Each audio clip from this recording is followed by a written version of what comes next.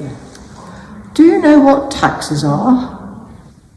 Taxes are money grown-ups have to give to the government to pay for things like roads and hospitals and schools.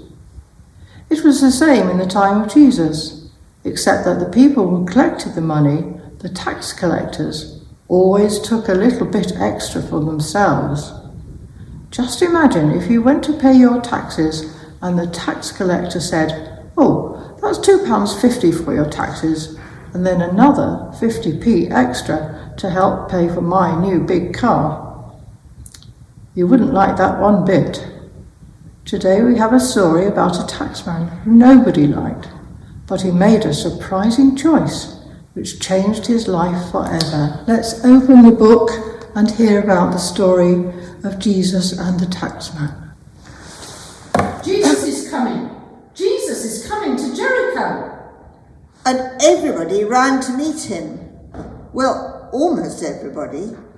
For there was one man, one wee little man, who did not run to meet Jesus, and his name was Zacchaeus.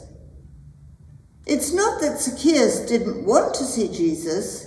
He did. He really did. But not only was Zacchaeus short, he was also afraid of the crowd. Not many people liked him, you see, partly because he was a tax collector, but mostly because he collected more taxes than he was supposed to, and kept what was left for himself. Jesus is here! Jesus is here! Jesus is here in Jericho! Hooray! And everybody cheered as he walked through the city gates. Well, almost everybody, for Zacchaeus did not feel like cheering at all. He wanted to see Jesus. He really did. I've got to go out there in front of all those people I've cheated. What will they do to me if they catch me? Then Zacchaeus had an idea. There were trees by the city gates, tall, leafy trees. If he could sneak behind the crowd and climb one of those trees, he could see Jesus and not be seen himself. So off he went, out of his house and through the empty streets. And because the crowd was watching Jesus, he had no trouble at all slipping behind them and shinning up a tree. Come eat at my house! Come eat at my house, Jesus! And because it was a great honour to host someone as important as Jesus, everybody shouted at once. Yeah, come to my house. Why not? Come on. Well, almost everybody.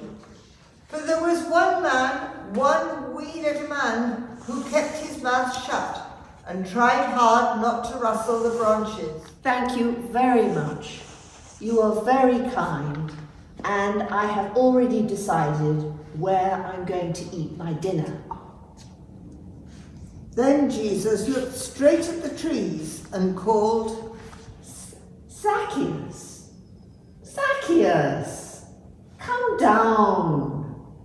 I'm going to have my dinner with you at your house today. Zacchaeus? Jesus is eating with Zacchaeus? He's the worst man in town. There must be some mistake. and everybody moaned and groaned. Oh dear. Well, almost everybody. One man, one wee little man, climbed down from the tree, as shocked as the rest. Why would someone as good as Jesus want to eat with someone bad like him?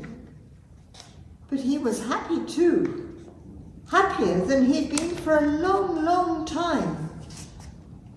And so, with a smile spreading across his face, Zacchaeus led Jesus to his house.